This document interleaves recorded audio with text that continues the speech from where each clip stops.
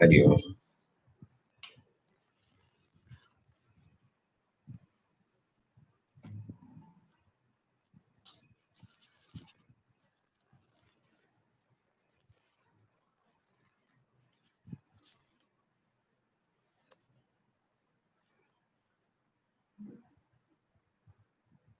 Yes.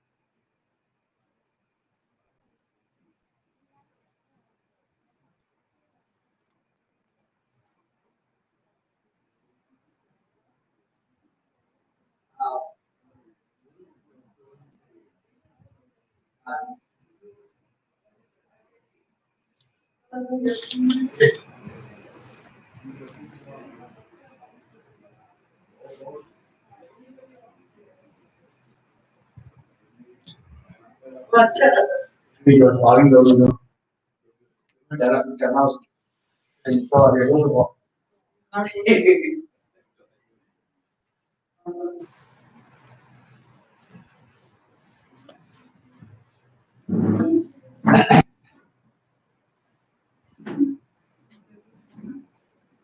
Hari Om. Rất là nhiều.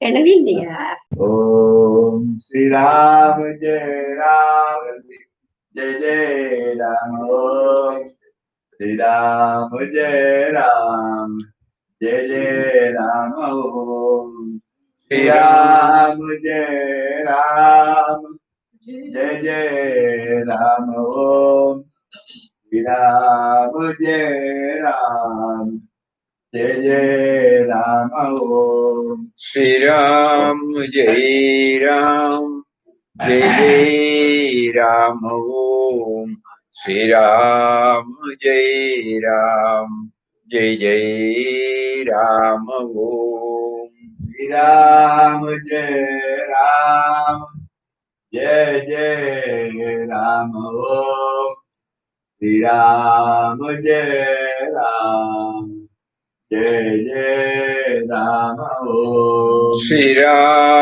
Jai Ram Jai Jai Ram Om Sri Ram Jai Ram Jai Jai Ram Om Sri Ram Jai Ram Jai Jai Ram Om Sri Ram Jai Ram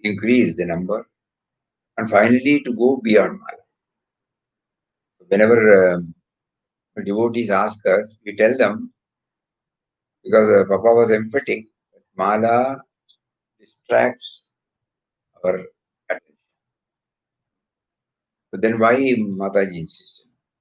So Mataji had a sankalpa 15,500 crore Nam Japa Yajna for Vishwashanti. When she made a sankalpa, it must be with some purpose. God wanted.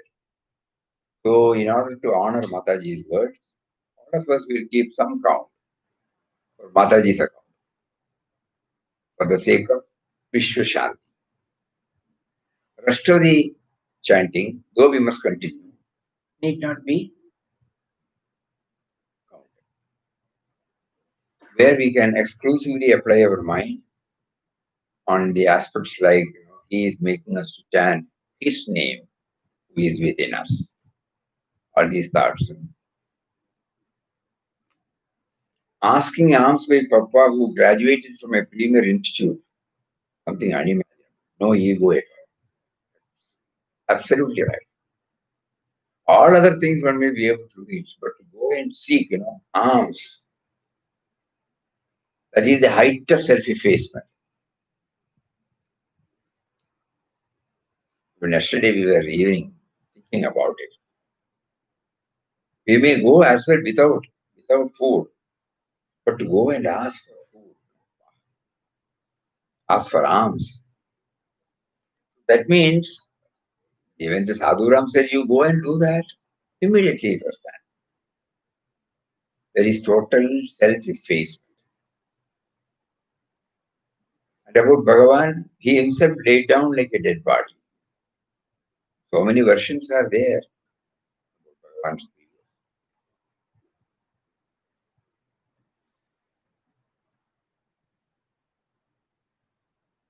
Here also we find,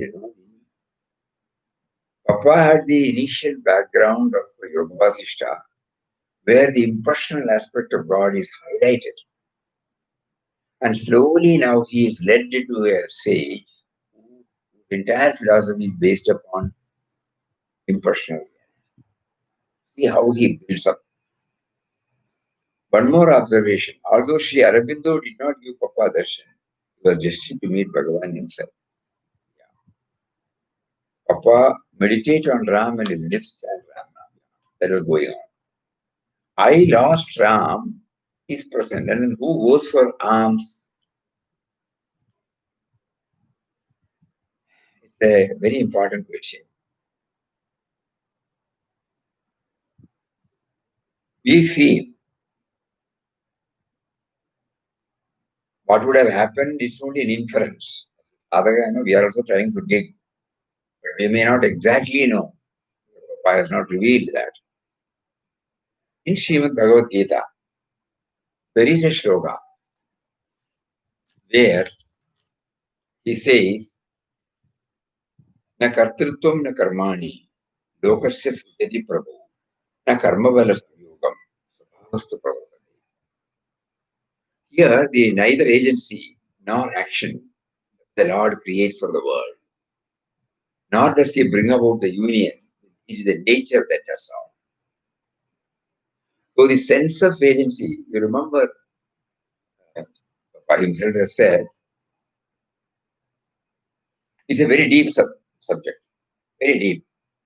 Unless we apply our mind very deeply, it will be difficult for us to understand.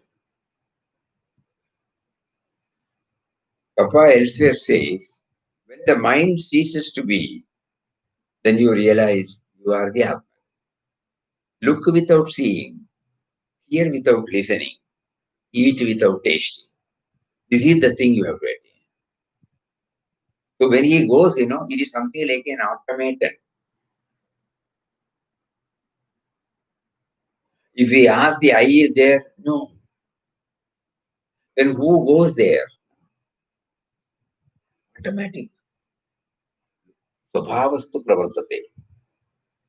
He was asked to do, he does it. The agency of action is totally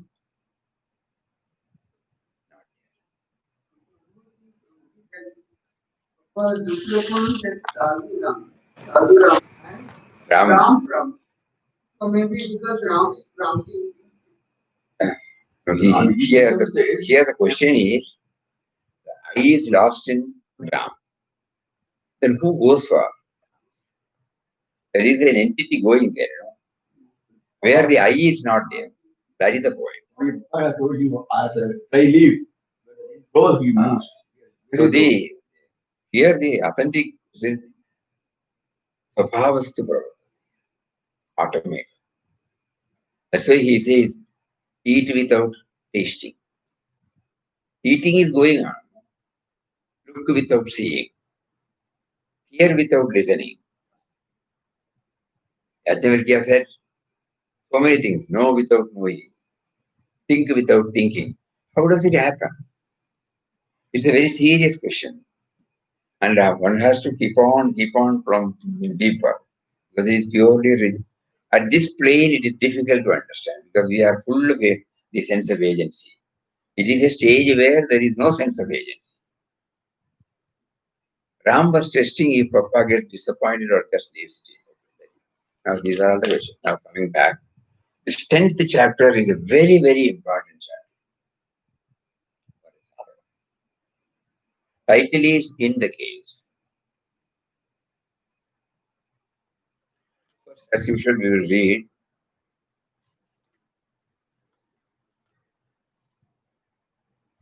Now, at the prompting of Ramdas, desiring to remain in solitude for some time, placed the matter before the Sadhuram. The Sadhuram was ever ready to fulfill his mission. Losing no time, he took Ramdas up the mountain behind the great temple. Climbing high up, he showed him many caves. Of these, one small cave was selected for Ramdas, which he occupied the next day. In this cave, he lived for nearly a month in deep meditation of Ram.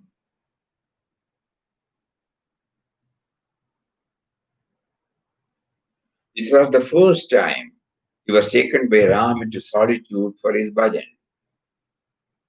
Now he felt most blissful sensation since he could hold undisturbed communion with Ram.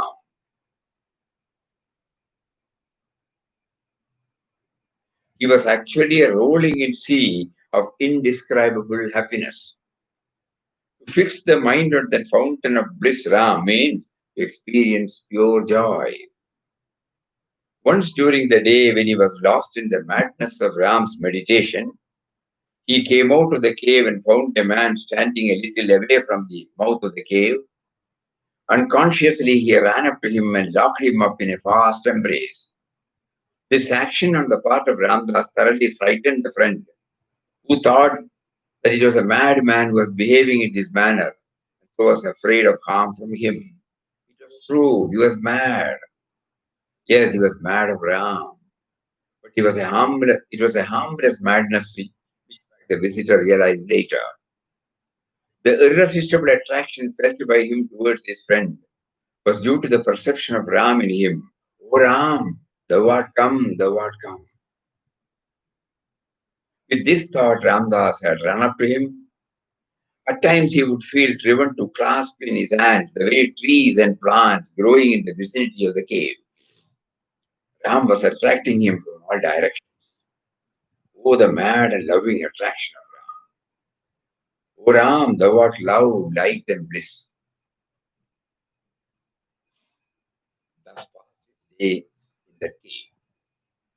For food, he would come down in the morning, going into the city, beg from door to door, and receive from the kind mothers of the place handfuls of rice in a small lota. When the lota was a little over half full, he would return to the cave.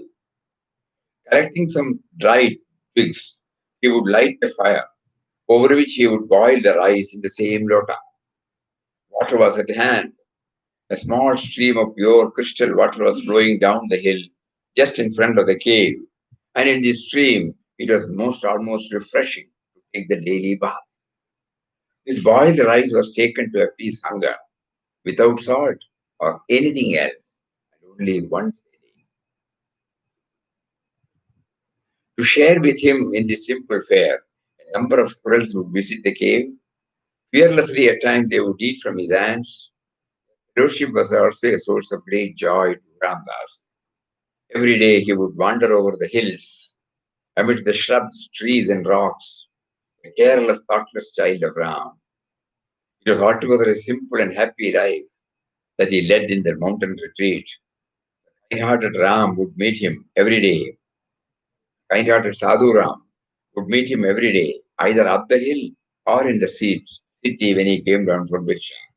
A day came when he received the Ram's command to leave the place. Where to? Ram alone knew. Now it's a very important chapter in the sadhaka's life. When we look back in the chronological order,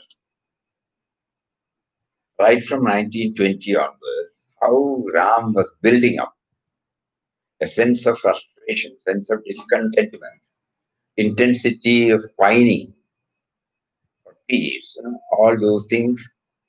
He equipped him with whatever is necessary through the works of great masters. And then finally, he made him to cry from the bottom of the heart. And he made him to hear his words. Immediately, from belief, it came to the trust. Belief, he started thinking about it, meditating. And that meditation continued even when though he was preoccupied with so many things, in between, he was filling up with this meditation on Ram. And when he knew joy was building up, galloping as it were, such were the factors which were pulling him away. He was slowly leaving in the form of self-denial, in the form of dispassion, in the form of detachment. And then Ram arranged even a initiation to his father. Then he made him to go through the great works of Mahatmas. And then he made him to evaluate. There is, yeah, me and mine was reducing. The relationship and possessiveness, sense of possession was reducing. Maximum Ram was covering. The thought of Ram was covering. When this stage, he made him to reach in Vittal Rao. He then revealed it to him intuitively that under given circumstances, it may not get stabilized. Where the reliance becomes total, if it has to become total, he has to be in a place where he is not known and where he can try to have this Ram dimension or God dimension with all objects, persons. So with that view, he motivated him to leave everything and then start on this saga of itinerant life. Ram must have been watching him, and every test when he passed, the time has come for him to consolidate all the earnings. He finally took him to Ramana Bhagavan. Ramana Bhagavan is 5 years elder to Bhagavan.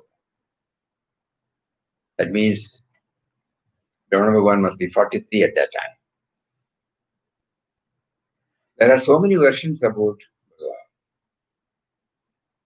One way somebody has expressed. As a boy of 16 in 1896, he challenged death by a penetrating inquiry into the source of his being. Later hailed as Bhagavan Sri Ramana Maharshi, revealed to mankind the immense spiritual power of the holy Arunachala hill, the spiritual heart of the world.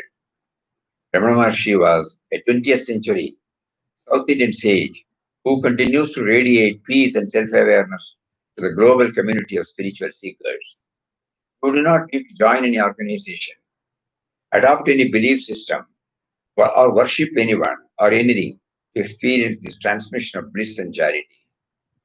Bhagavan simply points you towards your innermost self, the unchanging reality, underlying all that exists. It's as if your life in the world is a movie.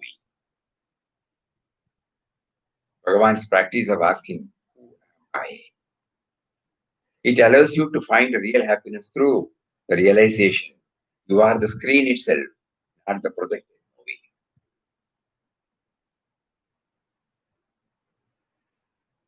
When Ramana Maharshi dropped the body on 14th April 1950, Papa wrote these words. A sun of rare spiritual brilliance has set. Sri Ramana Maharshi renounced his body on the night of 14th April 1950, ashram in Tiruvannamalai. His passing away has produced a most conspicuous void in our world today. Thousands of devotees in India and foreign countries are feeling the loss most powerfully. We can take consolation in the fact that since Sri Ramana, as the Supreme Spirit, is imperishable, he dwells always in the hearts of us all, for he was the very incarnation of the divine. Sri Ramana was the savior of souls. The men and women who went to him for spiritual illumination returned with their hearts filled with divine peace and joy. His look was most dynamic. When he cast his gaze on any aspirant who stood or sat before him, it electrified the person, entirely turned the course of his life onwards. Sometimes it shook the very foundation of the person's life and surcharged it with unutterable peace. Ecstasy. Vast numbers from different countries and nationalities, they look up to him, the great redeeming spiritual force that would bring about a regeneration in the life of humanity. Sri Ramana's philosophy is very simple. He asks you to find out, who am I? This self-inquiry directly turns your mind inward, makes you realize the truth that the individual life to which you are so perversely clinging has no existence. In other words, the self-inquiry enables you to completely dissolve the ego sense and grants you at once the consciousness of the reality. You now know that you are the Supreme Atman, one, eternal, indivisible, all-pervading, blissful truth. Here Ramdas must say a few words about his personal contact with Sri Ramana. It was 27 years ago, that was in 1923, that Ramdas was drawn to him and had the brief contact of about 5 minutes with him. But these 5 minutes were for him pregnant with immense spiritual significance and possibility. When Sri Ramana intently gazed on Ramdas and the eyes of both met, Ramdas felt he was pouring into him his spiritual power and grace in abundance. So much so that Ramdas was thrilled as his divine light shone on his mind, heart, and soul. Sri Ramana's eyes always radiated a splendor which was simply unique and irresistible. A splendor mingled with infinite tenderness, compassion, and mercy. The few minutes that Ramdas spent in his holy company meant a momentous impetus career. With the above few words of loving tribute to Sri Ramana Maharshi, Ramdas offers his humble salutations to him. May his spirit ever illumine the hearts of all his devotees, the earnest prayer of his child.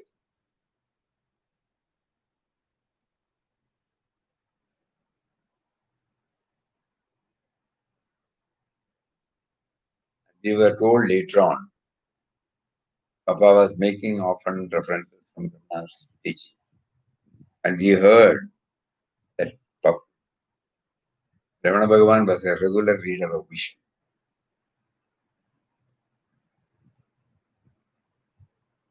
Connection, the bond between Anandashram and Ramanashram began from the 1923, even before the ashram was not set up. And by their grace, even now, it continues. Now coming back again. So that is how Ram built up the whole, when we say infrastructure, the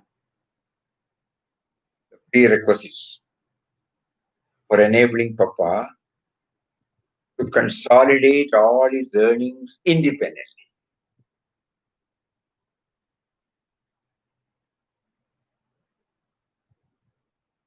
A few quotations of Papa also we will, Ramana, also we will say a few.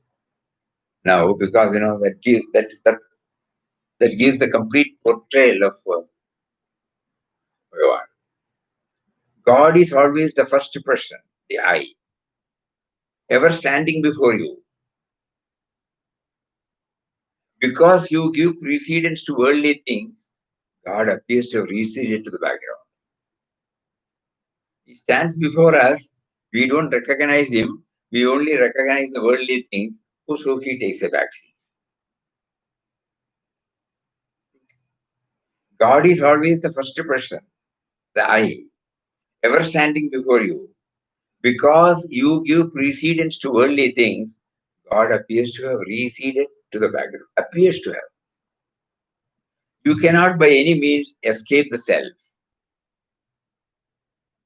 You want to see God in all, but not in yourself. God is God. Are you not included in that all? Normally, we go in search of God. A simple word, he makes us to turn around towards us. You cannot by any means escape the self. You want to see God in all, but not in yourself. God is God. Are you not included in that all? The master is within, but as long as you think you are separate or that you are the body, so long is the master from without is necessary. The outward guru, the outer guru, and the inner guru. When every day morning when we chant Brahmananda, we are chanting to the inner guru. But as long as we think he is separate, there is a need for an outer guru. The master is both within and without. To see God but not the self. To see God but not the self that sees is only to see a projection of the mind. God is seen by him who sees the self. Self means Atman, spirit. But one who has lost the ego and seen the self is none other than God. Being reality yourself, we seek to gain reality. The self you seek to know is verily yourself. Bliss is not added to your nature. It is merely revealed as your true and real natural state. The self you seek to know is verily yourself. Bliss is not added to your nature. It is merely revealed as your true and natural state. Bliss of the self is always with you. You will find it for yourself if you seek it earnestly. The body is within the self. Yet one imagines one is inside the inert body. Like the viewer who imagines the screen on which the picture is shown is within the picture. Consciousness is the screen on which all the pictures come and go. So like that, there are so many inspiring words.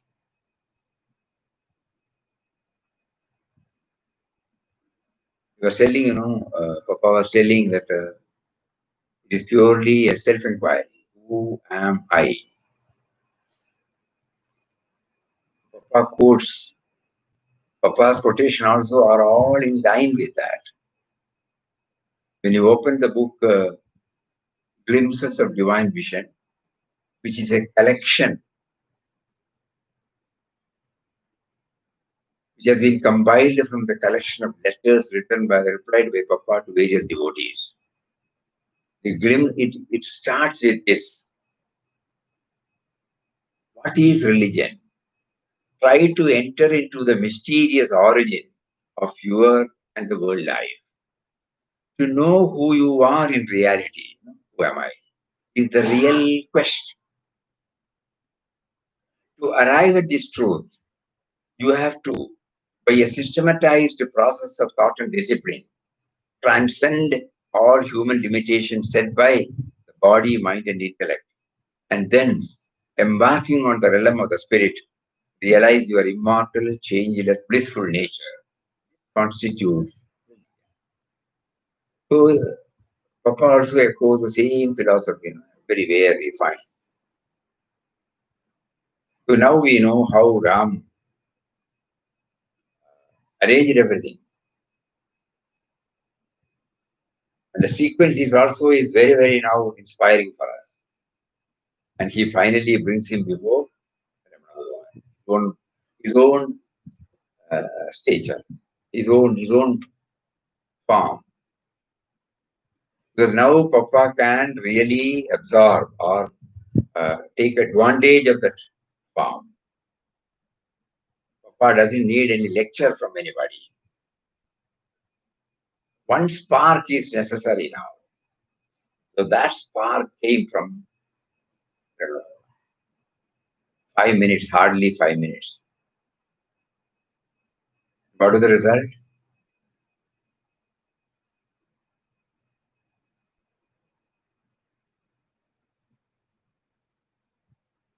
Ram arranged the darshan of Bhagavan to kindle in him the desire to evolve ways and means to get stabilized in the presence of Ram. Because elsewhere, Papa say, what is the purpose of solitude? Sadhana in solitude is often very useful. Here you can have direct communion and talks with him. In short, make God your all in all. Dedicate all your forces, both mental and physical, at his feet, become his entire. For freedom from attachment, a most efficacious means is a recourse from time to time to solitude. The renunciation that is required of the sadhaka is the renunciation principally of the attachments existing in the mind. If you do not wish to be caught up in the whirlpools of worldly life, if you possess a firm determination to dedicate your life entirely to divine service, keep up the flame of vairagya, ever burning, by resorting regularly to solitude for meditation. Too much contact with the world will distract you from this lofty purpose of life. Don't allow yourself to be caught in conversation in which God thought is absent. Have recourse to solitude now and then. Believe that you are in the hands of God. He will protect you in every way. Society of saints, solitude, engagement in selfless service, constant communion with the divine are essential methods by which one can keep his mind pure. So let the sadhaka know that self-purification alone can entitle him to the vision and experience of the great God. All the stage is set. Papa is led. He had the darshan. Spark came. He decided to go. For the first time in his life, probably he is going for solitude.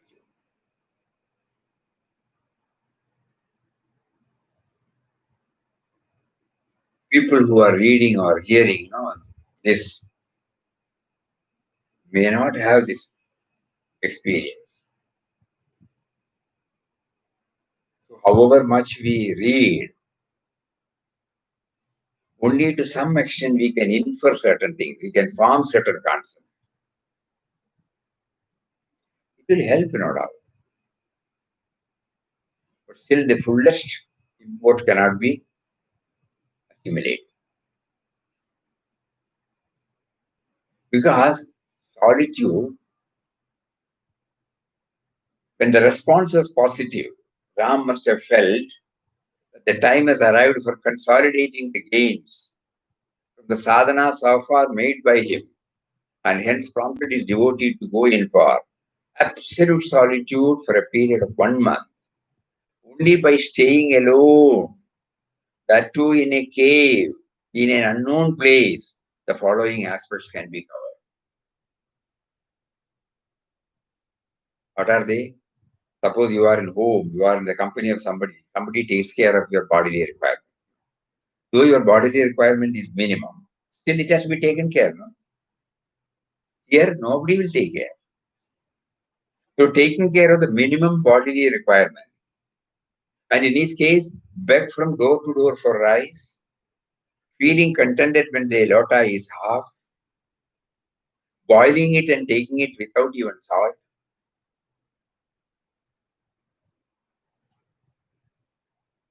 It has to be done by him. So far, he was with family, or he was with friends, he was with Sadhura. All these things have not been done by him. First time probably in his life. Then, adopting a simple and conducive place to rest. Even today, if we go to that Almera Guha, where Papa was supposed to spend that time, even today it is very difficult to get into it. It's a small entrance. So there, he was finding that body needs some rest. How he made it conducive. Then motivating to take to self-imposed regularity and nobody will be there, Early morning, you have to get up and do this, Ramnam, going for meditation, going for bath, going for exercise. Nobody is there, everything you have to draw your own routine. Because he had reached a stage where this you is not there, Papa never felt any difficulty at all. But suppose you and I tomorrow do that, all these things we will plan, and nobody is there.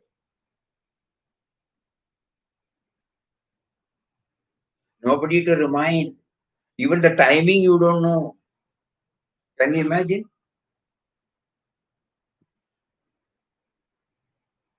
Even after getting up, even after doing so many things, you may not know the timing. And in our life, time plays an important role. Start thinking, the solitude means a simple word he has used. Then watching the antics of the mind, whether reliance on him is steady or wavering. Because the mind is playing. My mind has got its full field now. Curbing, down pulling tendencies. Normally, these are all the things when you stay alone. Preparing the ground for deep meditation of Ram. Initially, for the first few days, the body needs some adjustments, and finally, because he was purely guided by Ram, he knew it was exclusively for meditation of Ram.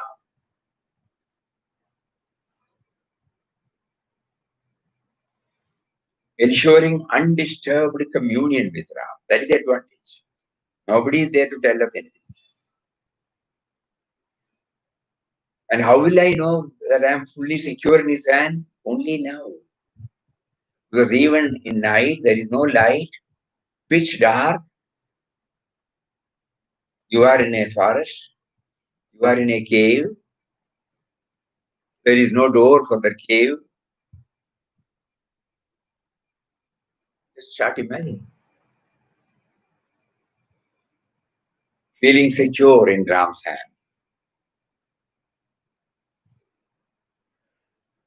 Giving him a glimpse of it. Then ultimately, when Papa was really making use of the wonderful opportunity provided by him, by Ram.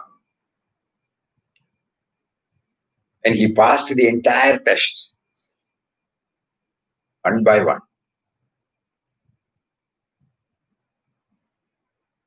He gave the glimpse. Suddenly seeing, love, light and bliss.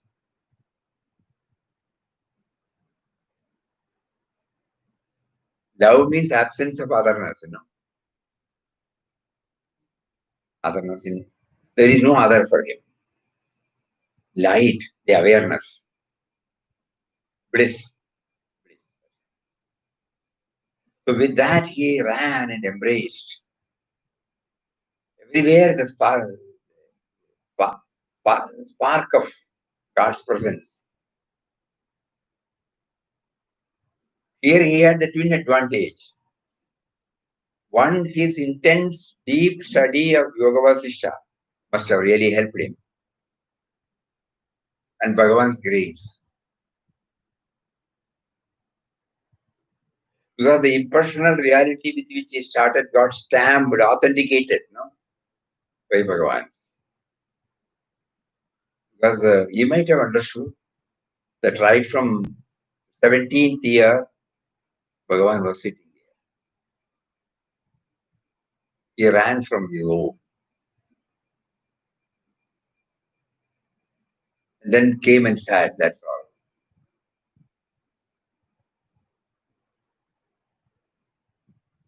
So when Papa saw him, he had been in that for 26 years.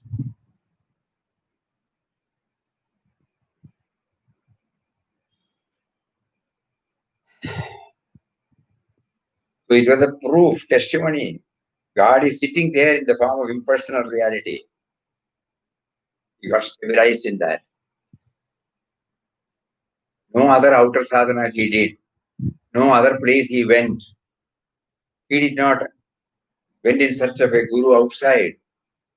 He did not go to study Brahma Vidya.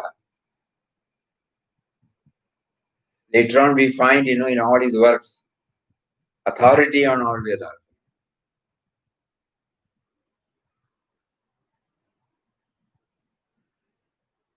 Papa was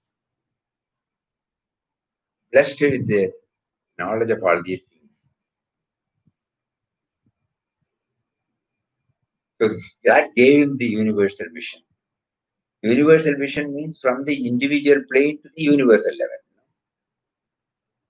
Just imagine. So who am I in reality? When I do not constrain, contract, limit to the me and mine, what happens next could be only an expansion.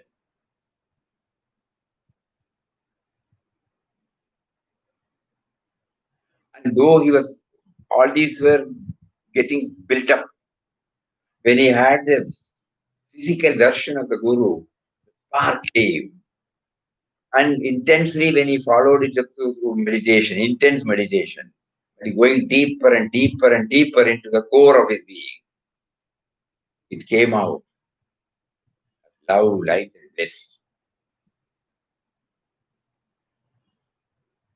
And then stretching the love circle to other creatures also.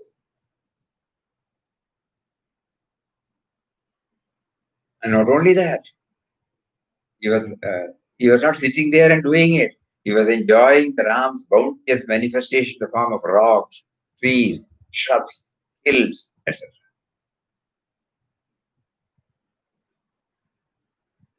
So the importance of this particular chapter gives so much importance for solitude.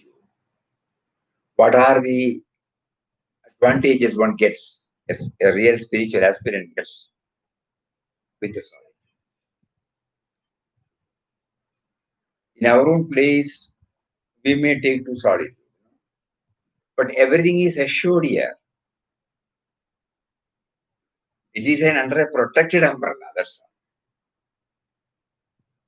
The only thing is you are not meeting anybody. You are not talking to anybody. But here it is not like that.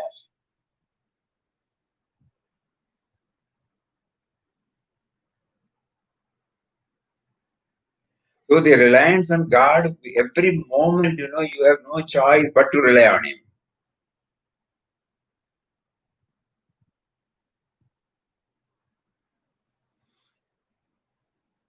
And at the same time, we cannot say that this is a must. We saw the Maharshi, they're sitting there. without going through any of these.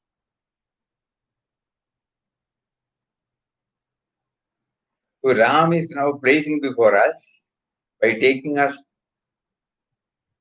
with Papa on his itinerant yatra. These are all the things. Spirituality never limits spirituality to a particular line. There are so many advantages of solitude for a person who had immersed in a lot of activities previously. But if there are a very few privileged ones who are straight away taken,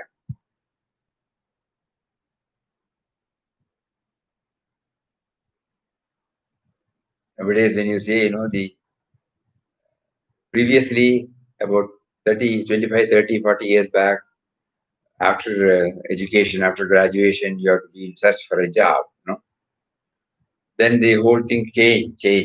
All companies will come, and even in your fourth year, suppose you have got 5 years, there is a campus selection. Even before you complete, you are selected.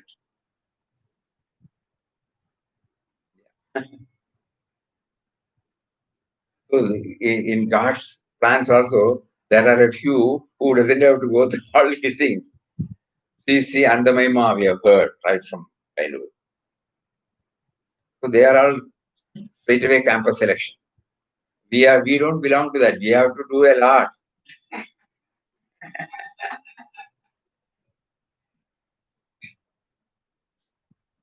They have probably, we console ourselves that they have done everything in their previous birth.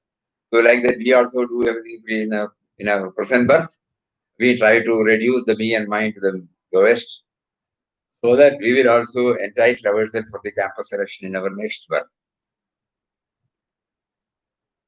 So here we find the real advantage of a solitary life. Because Papa was a family man, Papa was an employed person, Papa had undergone all vyavaharas, liabilities, commitments, responsibilities, duties, so many things. For such a person, whatever may be the background, may be there, still there should be a time when he is exclusively to himself.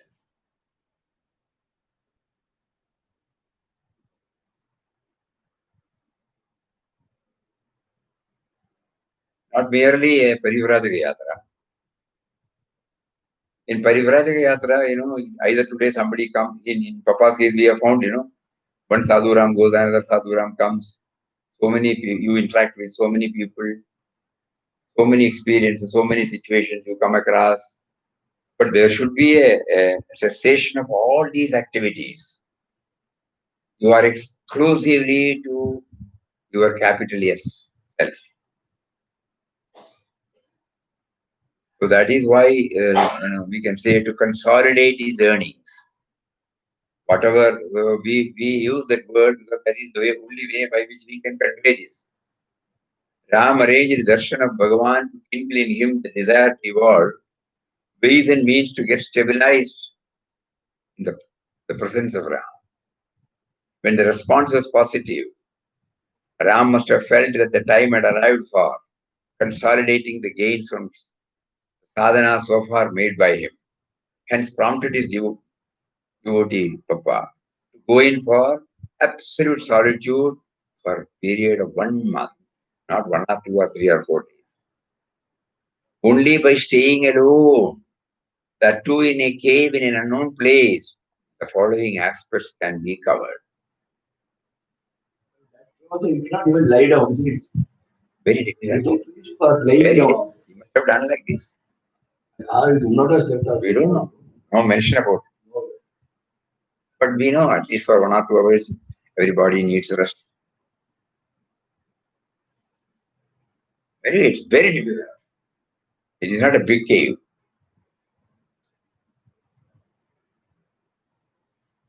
And to stay there for nearly a month. Real test.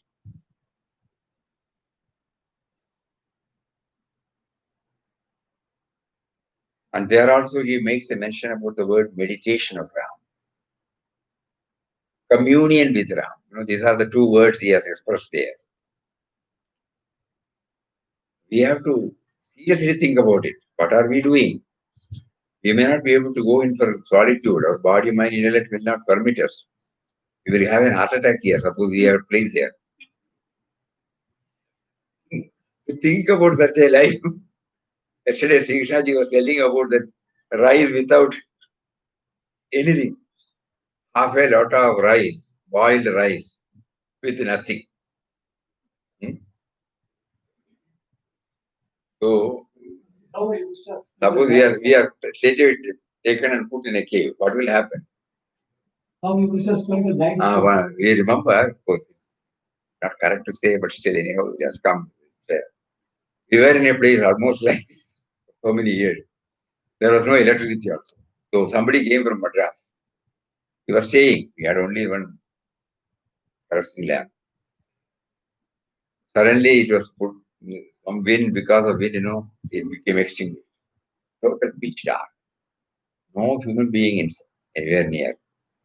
So we asked him, suppose you are alone, what will happen? I will die. Die of fear? Fear. Die of fear?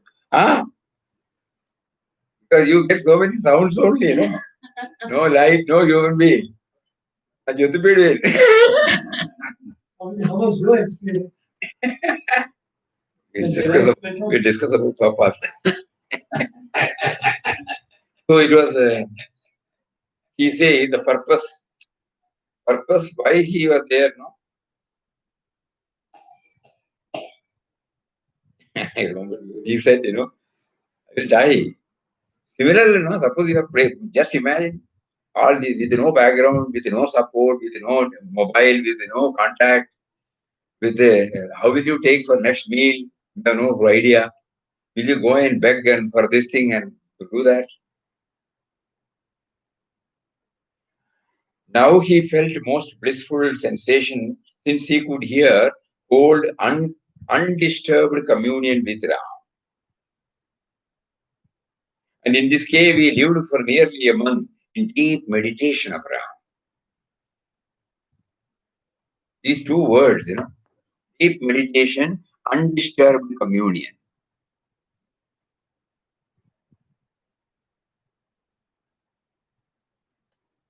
And because we cannot go, are we denied? No. He shows Ravana Bhagavan. Detachment, dispassion, commitment, all those things are necessary. Are the three one you remember? Fixed, resolved, sustained faith, optimistic. These were the three. If it is there, we will also be able to sit. Fixed resolve, that should be there. Not wavering. And sustained faith in the words of masters. We always becoming optimistic in our outlook. If these three are there, we can. And for that also some schooling is necessary, some practice is necessary. It will not just come just because we hear all these things. So taking care of the minimum bodily requirement, he did it begging from door to door for rice. He did not ask for anything. Previously, he was insisting for fruits.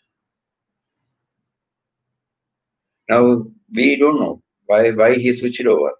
It could be that again he has to get in touch with the market, With money, he has to go buy whatever is offered. So, and then when the rota is half, contentment. Tomorrow will I get it? Today should I get it and keep it? There is nothing to keep there, And tomorrow he will, if he wants, he will give. And then comes here. There is no gas, there is no stove, there is no nothing. He boils it once in a day.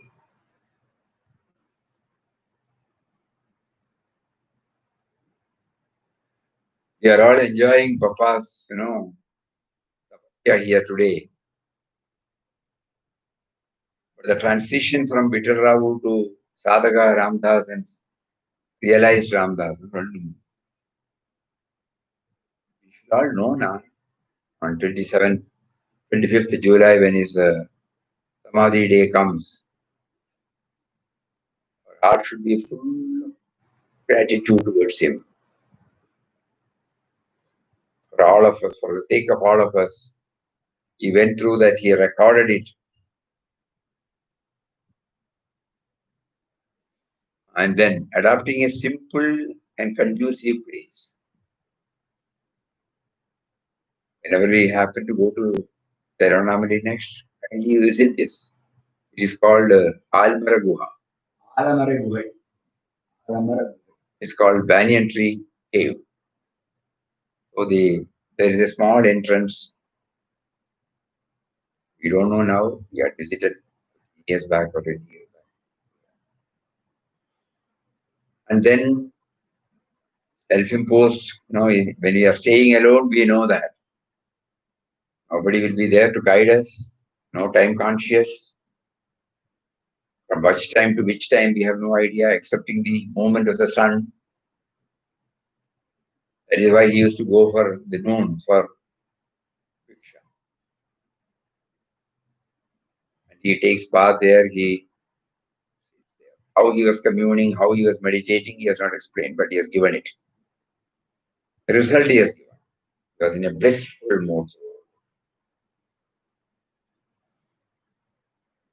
Preparing the ground for deep meditation, ensuring undisturbed communion with Ram, because he doesn't have to talk to anybody, he doesn't have to do anything for anybody outside. And most important, feeling fully secure in Ram's protection.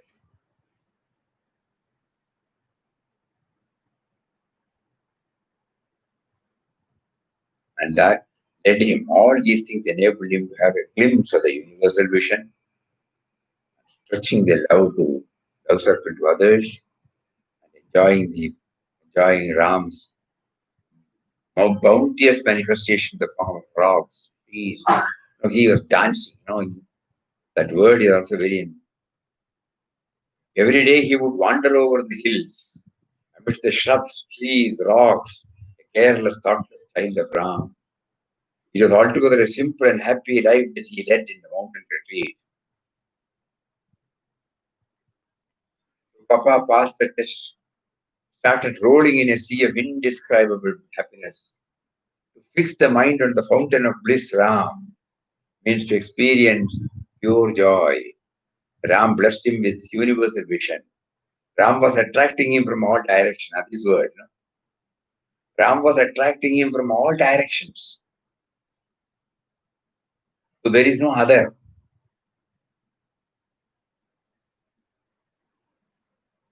All creation, Jada and Chetana, whatever it is there. A tree is there, a rock is there. Sentient, insentient.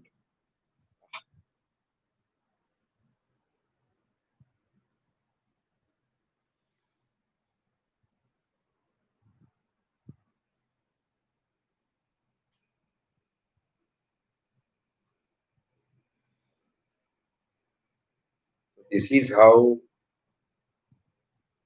one part, one stage has reached now in Papa's.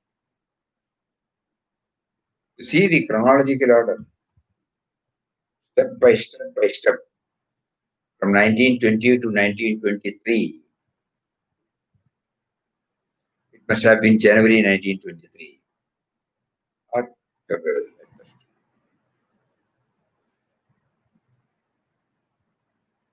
3 years' time.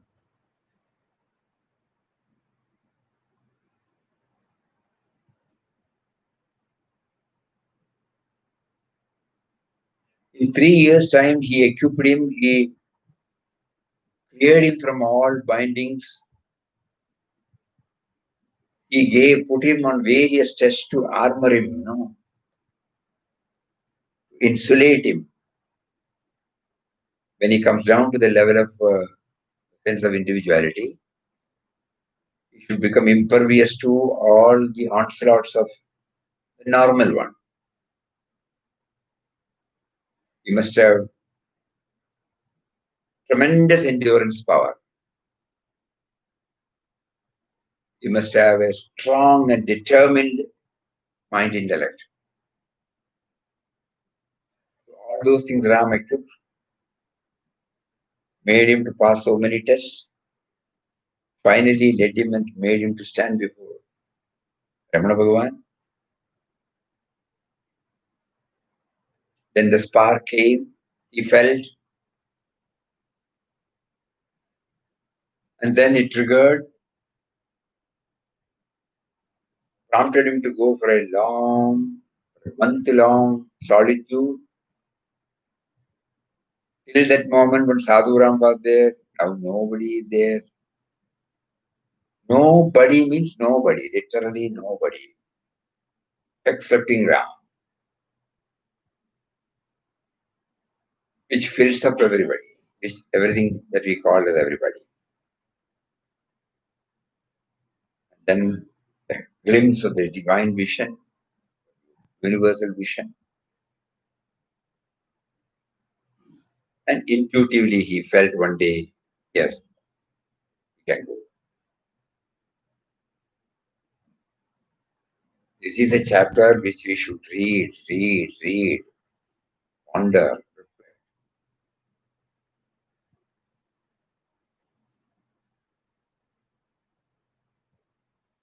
Not that we can imitate or do anything what Papa did. But the essence of it or the theme of it can be internalized.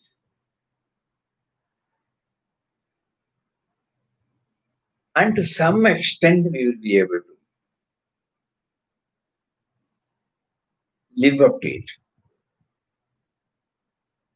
When we pray from the bottom of the heart, you have not made us to embrace this type of life.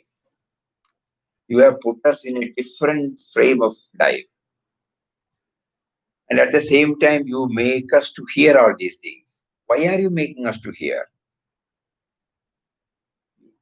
When you know that our equipment is not yet ready. When we ask like this, there will be a subtle message coming to us. Something like this, that you need not go by the grosser levels, but go by the subtle levels. That means reducing our wants, reducing our dependence upon some others, more and more communion with Him, more and more meditation of Him, trying to stretch our love circle, adapting to every circumstances, accepting subservience, the Almighty Lord through any form. Like that, He may give us some clues. So the grosser level, we may not be able to. Subtler level, we might be.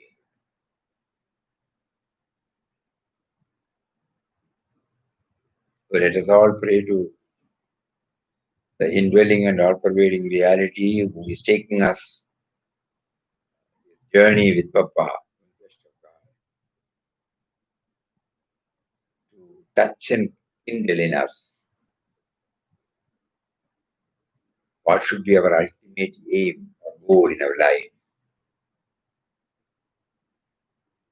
Let us not dilute it, whatever may be the outer circumstances, whatever may be our outer limitations. Let us not dilute the ideal. Let the prayer comes up from wells up from our mind on these lines. Om. Om Shri Ram Jai Ram Jai Jai Ram Om Shri Ram Jai Ram Jai Jai Ram Om Ram Jai Ram Jai Jai Ram Jai Ram, Jai Ram, Jai Jai Ram. Shri Ram, Jai Ram, Jai Jai Ram. Ram, Jai Ram, Jai Jai Ram. Jai Ram, Jai Ram, Jai Jai Ram. Jai Ram, Jai Ram, Jai Jai Ram. Shri Ram, Jai Ram, Jai Ram. Ram, Jai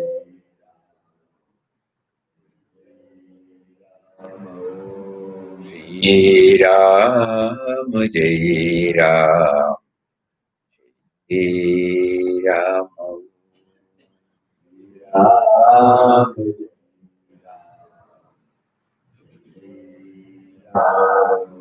Shri Ram, Jai Ram, Jai Ram.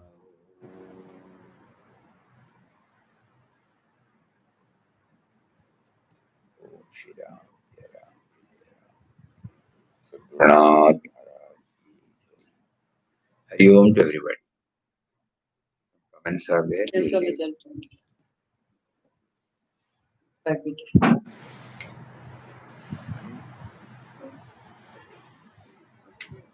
Type பண்ணி